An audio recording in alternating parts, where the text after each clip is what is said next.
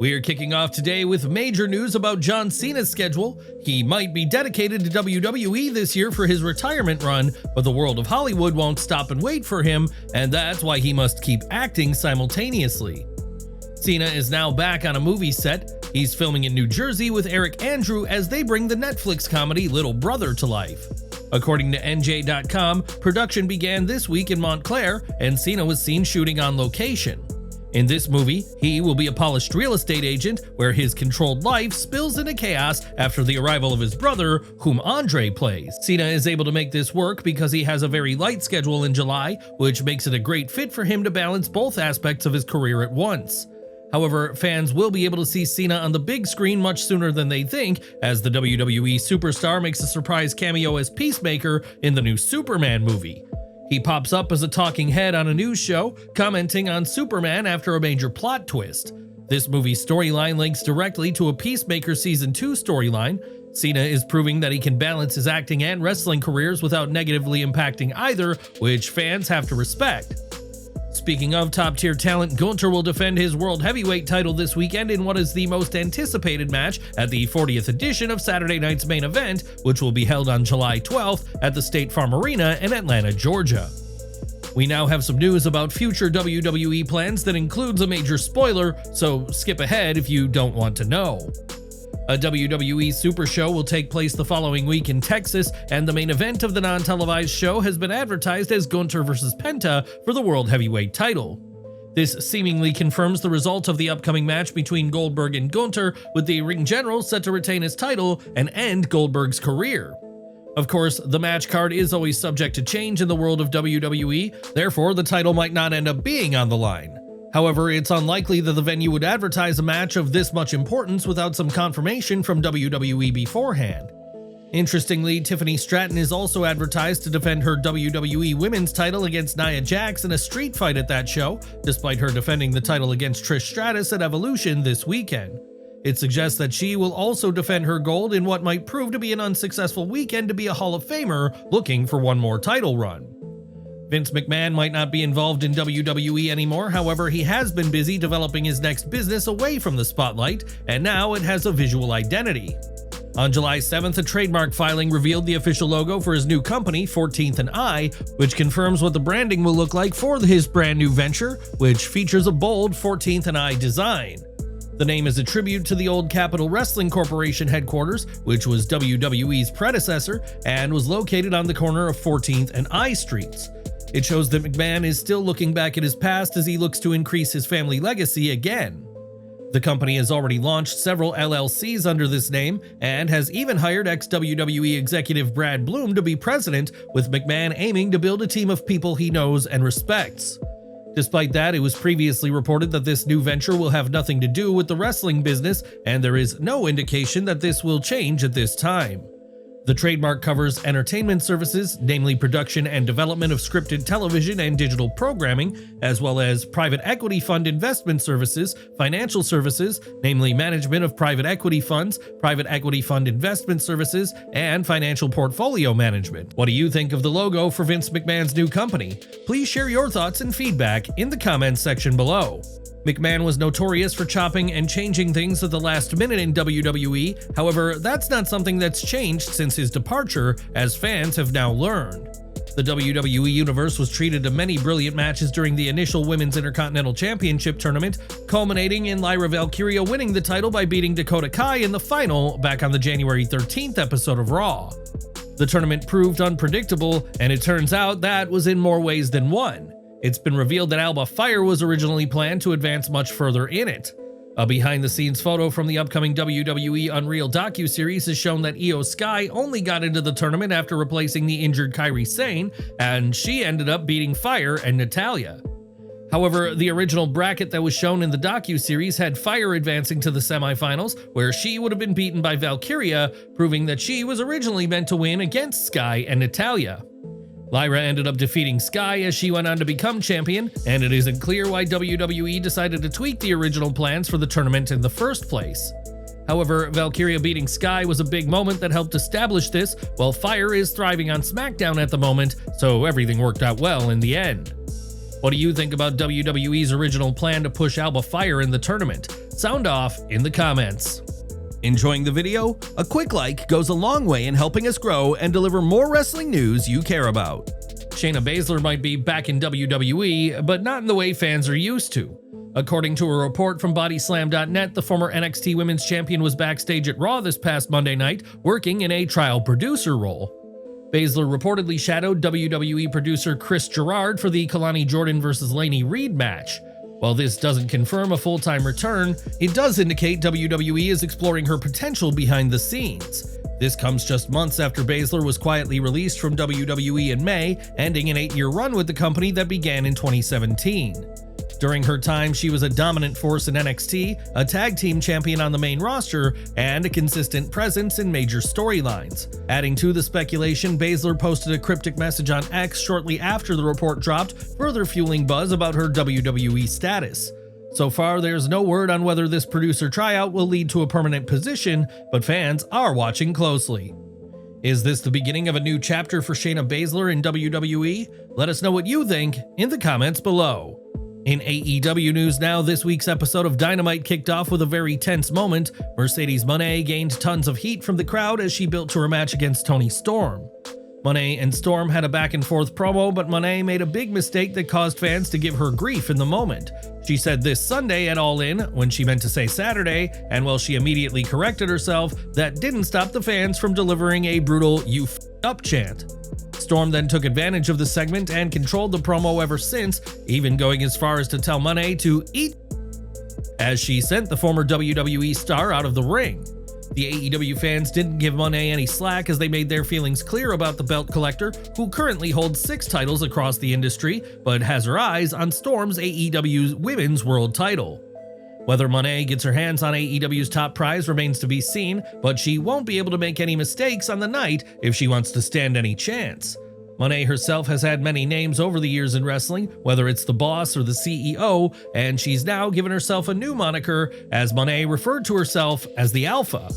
Mone said, "I'm the one-woman revolution, the Alpha, the Omega, and everything in between," potentially marking the dawn of a brand new nickname.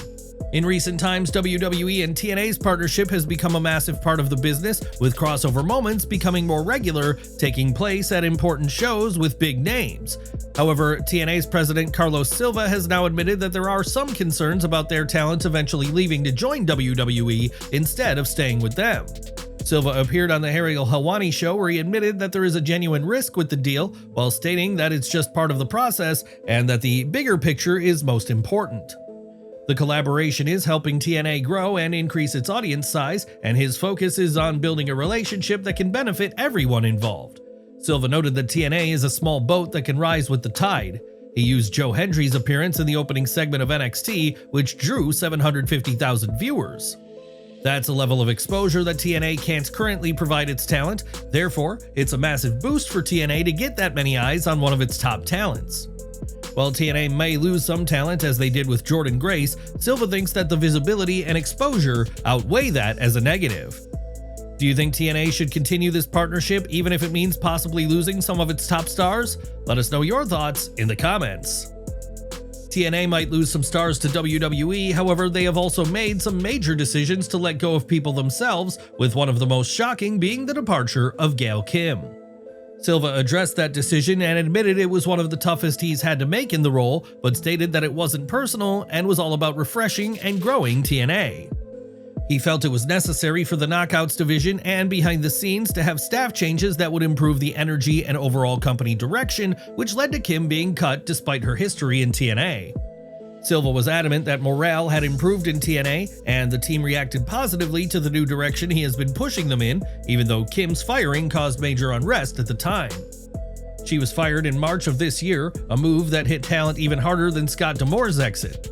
She was known for pushing boundaries and heavily propelling the women's division. Fightful revealed at the time that Kim was very outspoken creatively, which often led to her clashing with people in charge, which ultimately didn't sit well with management. Cutting Kim was a big call for Silva to make, much like the partnership with WWE. However, those moments are already paying off, proving that fans are right to trust him now.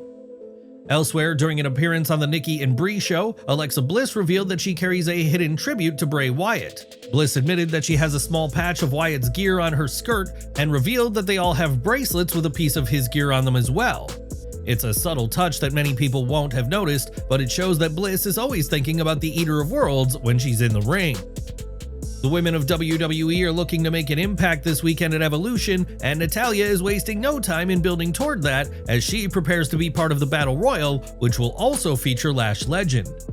The veteran appeared on Busted Open After Dark. Natalya blasted Legend in a segment that showcased a totally different edge to her after Bully Ray teased Natty for her physical in-ring style. Bully mentioned reports of an NXT star getting a busted lip during a recent segment, and Natalya quickly demonstrated that she's not someone to be messed with, as she confirmed it. Yes, you're going to be punched in the nose at the end of this. Never one to miss a chance to push things even further, Bully decided to press the matter even more. Oh, like you did to one of the girls in the final segment of NXT? There's girls in medical right now with a bloody lip because of you. Natalya then targeted one wrestler in particular, stating, "Lash Legend can kiss my," as she became even more intense in what could be a sign of things to come in the future. Yes, she deserved to get a bloody lip. She also slugged me as hard as she could in the gut. And you know, quite frankly, she needs to understand that I am really the best of all time, so she can take a back seat. Yes, Lash, I'm calling you out, and I'd love to feud with you. This could lead to an intense confrontation within the Battle Royal, where they're both participants at Evolution, as Natalya is starting to showcase a new mindset heading into the next phase of her legendary career. She's no longer about smiling and being happy with her role. Instead, she wants to take what she believes she's earned. Natalya will demand respect from the younger talent, and that's a lesson she's ready to teach Legend. Back to AEW now, and MJF was at his very best on the microphone this week, reminding fans just how sharp-tongued he could be when cutting a promo, as he delivered some harsh words toward Mark Briscoe just days before All In Texas. MJF mocks the Texas crowd in a cheap heel trick that delivered emphatic results in the form of a "shut the f*** up" chant. However, he didn't stop there, as he said Briscoe should go back to his meth lab in Delaware. Briscoe didn't hold back though. He told MJF that he needs a country ass whooping, adding that Wednesday is talky talk and I'm damn proud to be a redneck and a country boy.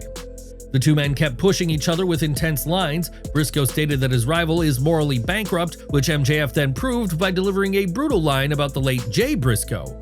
He started praising Jay, only to provide a huge twist as he delivered a line that took the heat between them to a new level.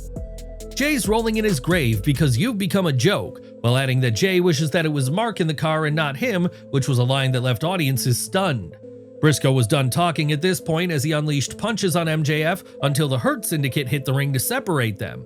However, Jet Speed then charged down to the ring to even the odds, although MJF was able to slip away unscathed. Did MJF take things way too far this time, or is this precisely what makes him AEW's most dangerous mic?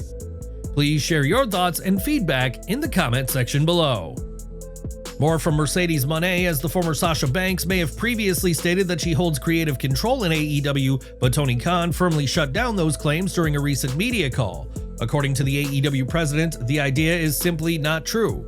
That's definitely not true at all, Khan said. Mercedes Mon is an incredible talent. I've wanted her in AEW and love working with her backstage, but the notion that she's calling the creative shots just because she's being prominently featured is completely false. That's not how things work here.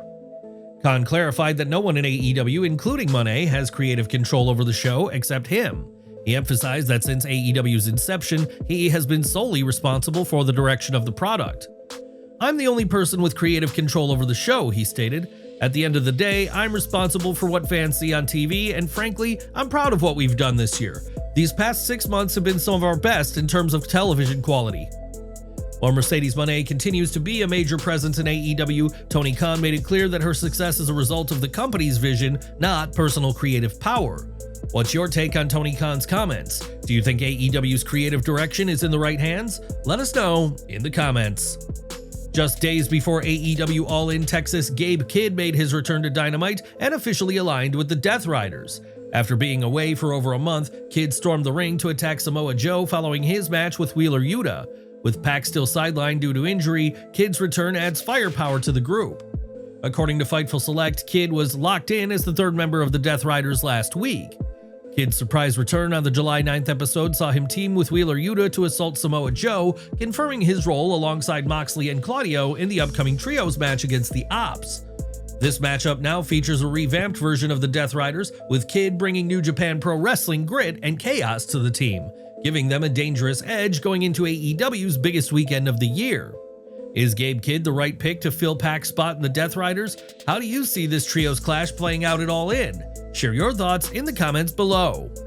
This week's episode of AEW Dynamite included a lot of things that set the stage for All In Texas this weekend. That included a closing segment with a bit of destruction. Swerve Strickland and Will Ospreay will take on the Young Bucks at All In Texas. That being said, Swerve wanted to make sure that the Bucks are plenty prepared for their match, but he didn't want them getting there in a limo. During the closing segment of AEW Dynamite this week, Swerve Strickland appeared outside where he had the controls of some construction equipment. Strickland then used that equipment to destroy the Young Bucks limo. The segment was obviously pre-taped because it was still light outside. Since this was the closing segment at the Curtis Colwell Center in Garland, Texas, odds are that it was really lights out since it was 9 p.m. local time. Still, they were able to close out Dynamite this week with a bang. We'll have to see what happens in the future to promote AEW All In Texas. AEW is certainly running out of time at this point, but they are certainly going with some new momentum at this point. What's your take on how AEW wrapped up Dynamite this week? Are you excited about All In Texas? Please share your thoughts and feedback in the comments section below. The competition between WWE and AEW has heated up lately, and this weekend it'll take that to a whole new level, as All In Texas competes with the Great American Bash and Saturday night's main event. It's the latest example of WWE looking to counter-program AEW shows, and a new report has revealed that more of that could be coming in the future. On Wrestling Observer Radio, Brian Alvarez revealed that WWE won't be slowing down with these tactics anytime soon, and fans should expect to hear more about that in the future. It's a bold decision by WWE due to how negatively people react each time some counter-programming is revealed. However, it proves WWE is still taking AEW seriously as a threat. We're wrapping up with an interesting reveal from The Undertaker. The WWE Hall of Famer was asked who he'd want to portray him in a potential biopic, and after giving it some thought, he named none other than Jason Momoa as his top pick. During an appearance on Mic Check with Ken Anderson, the WWE legend said Momoa has the look, edge, and presence needed to portray the dead man on screen. Given The Undertaker's larger-than-life career, filled with iconic moments and mystique, fans have long imagined a potential biopic, and with Momoa's intense charisma and physicality, he could be the perfect fit to bring that story to life. Do you think Jason Momoa is the right pick to play the Phenom? Let us know in the comments.